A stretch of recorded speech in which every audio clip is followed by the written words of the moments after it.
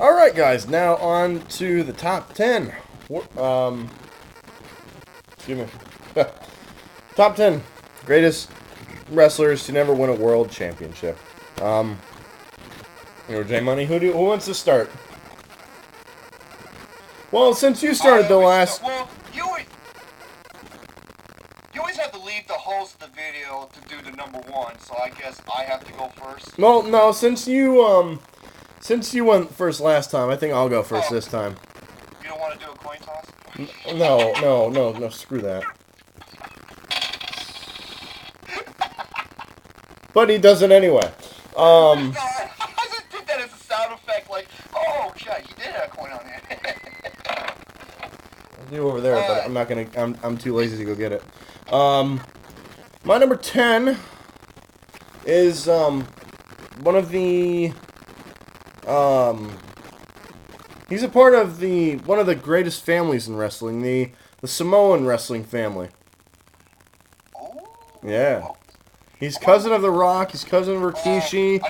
Oh, wait. Oh, shit. Just spoiled it right there. I heard you said the cousin of The Rock. Cousin of The Rock. Cousin of Yokozuna. Cousin of... I think Umaga? I think Umaga, too. Yeah, he's a cousin to a lot of guys. Roman Reigns also. Yeah. If you guys haven't figured it out, haven't connected the dots yet, my number 10 is Rikishi. Yeah, Rikishi fought too. Rikishi. Back when he was too cool and doing the whole dancing thing and He had a lot of, different gimmicks, but they all resembled his personality. Like, remember when he was part of the Head Shrinkers? yeah. The Head Shrinkers, and then he had... The Sultan. The Sultan. I forgot to mention that in the worst gimmicks list. But it was funny nonetheless. See a big guy like him, I love it when someone clotheslines him and he does that Billy Gunn. That like flip through the air thing. Rikishi fought too. That's a pretty good one. Yeah, Rikishi with the stink face.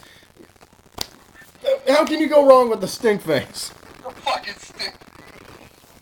They got Bastion Booger to do that. Oh. Big Dick Johnson. Oh, Booger, man. But Rikishi, man, I mean, yeah, too cool, and yeah, he was a big guy that can go, and he had a cool storyline with, like, why... I did it for The Rock. For the Rock. I did it for the people. I did it. Oh, such a mother tongue wearing fatty. Shut your mouth, you thong wearing fatty. Oh, that's It's one of the best Rock promos of all time. But back to Rikishi. He was a tremendous heel, tremendous face. I think he should have been a world champion at least once throughout the year of 2000. Or 2001. If he didn't get injured. Yeah, that's the bad thing. But... Well, you got the Usos kind of trying to live up to his name. That's right, the Usos. I forgot about them. Usos.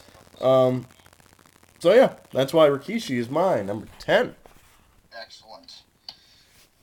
My number 10.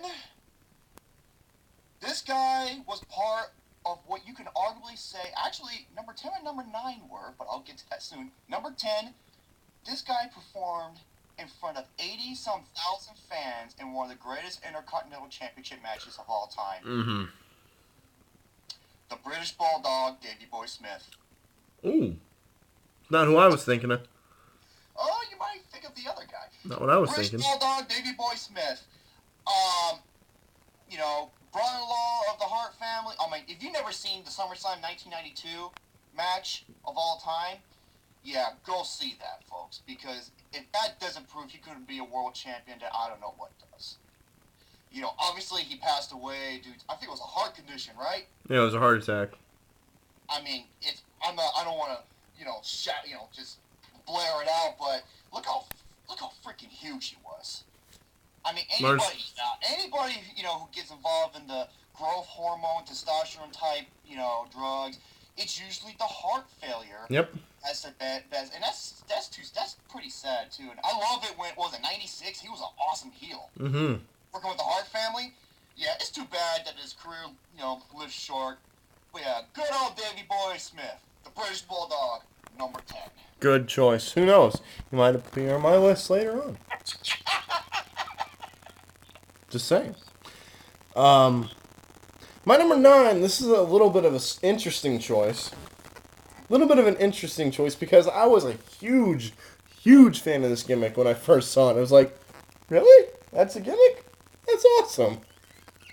Because you see a lot of these guys at, like, concerts and stuff.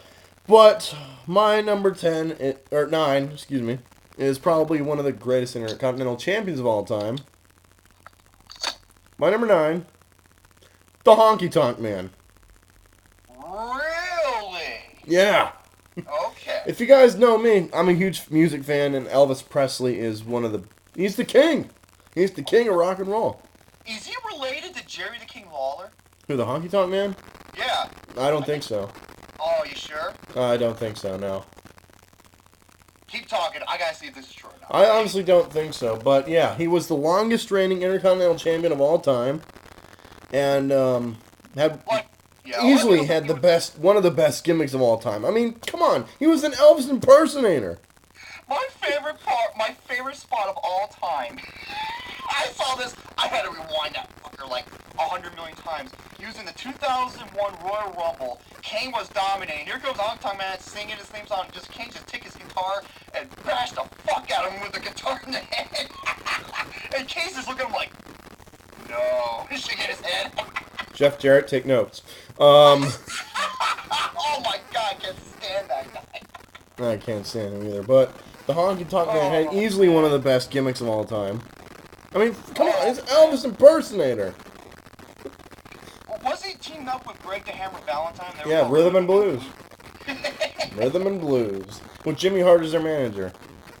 Yeah. They come to the ring in like a pink Cadillac or something with DDP as their driver or something. Oh, okay, here it is. Oh. Jay the King Lawler and the Honky Tonk Man are cousins. Oh. That explains it. I had a feeling that was... I had a feeling. They resemble. They do resemble. Yeah, you could tell. Mm-hmm. But yeah. But anyway, he was, like I said, he was the longest reigning Intercontinental Champion of all time, and I think he could have been a pretty good world champion, to be honest with you. It would have been an interesting champion.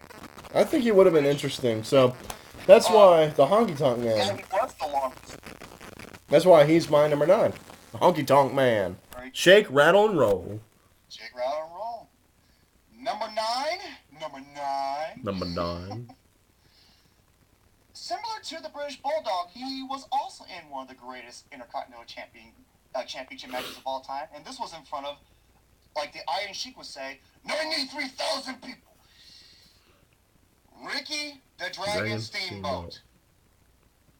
You know, it's kind of a shame because, you know, he went on to having one of the most iconic feuds ever with Ric Flair. He, technical wrestlers, John Cena, take notes. You want to know how to do an arm drag or a hip toss or, you know, or a snap mare? Ricky the Dragon Steamboat. Yes. He is the best. And in terms of a technical aspect, he was, it's funny because, remember, it was WrestleMania 3 and him and Macho Man stole the show, and that proved, beyond a shadow of a doubt, that yeah, he could have been world champion, but it just never really happened. You know, he went off to have the feud with Ric Flair. It's a shame, really, because I think he should have been the highlight. But then again, this is professional wrestling. They don't give it to the hardest workers. They give it to the ones who kisses more ass than a toilet seat on the border. Oh God. Oh man, number 9, Ricky the Dragon Steamboat, man. All right, my number 8 is somebody that you mentioned it in your thousands. No, just kidding. In your honorable mentions, Jesse the Body Ventura. I love that guy. Jesse the Body Ventura. I mean, if superstar Billy Graham could have been a world champion, so could have Jesse the Body Ventura. Yep. Honestly. I mean, he had that flamboyant look, he had the tie-dye shirts and the boas and the sunglasses and everything. And he had the Grand Wizard as his manager, rest in peace. Oh, yeah. And he's one of my favorite heels. Mm-hmm. You want to know a great example? He was doing an arm wrestling battle with Ivan Putski. Yes. And he's doing arm wrestling, and he leaves twice because he's being a smart ass. And he's like, okay, I'm ready. And all of a sudden, Ivan does it, and Jesse gets all pissed off, throws a damn chair. He's like, I was ready. That's so bitch. I wasn't ready. He was awesome, and I love him as a person outside of the ring too. Well, he should. I think he's gonna run for president. I think he should run for president. Well, he should, but I don't think he will. Yeah. And I don't blame the guy. I don't blame him either. But that's simply put. That's why Jesse the Body Venture is my number 8. Yeah. Where's my minigun at? I gotta fire that minigun in honor of his name. I got a toy minigun around here. Yeah. Number 8. This guy is the reason why I thought of the idea in the first place. Lord Steven Regal. Oh yeah. Oh yeah. And sad once again because WWE doesn't know how to handle great talent when they adapt from other organizations. Mm-hmm. I remember when he came out, it was like, he's a man. That theme song is hilarious. One of the best theme songs of all time. Man. Such a man. Like he's got done cut trees and shit. Oh, Lord Steven Regal, man. True story is like he started wrestling when he was 16. Yeah. 16 years old, back when he was in good old UK. Man, once again, another example of WWE not using their talent to the fullest potential. My number 8, Lord. I'm not calling William. No, Lord Steven Regal. Good freaking choice. That's 10 through 8. Stay tuned for part number 3, where we go through 7 through what the hell ever.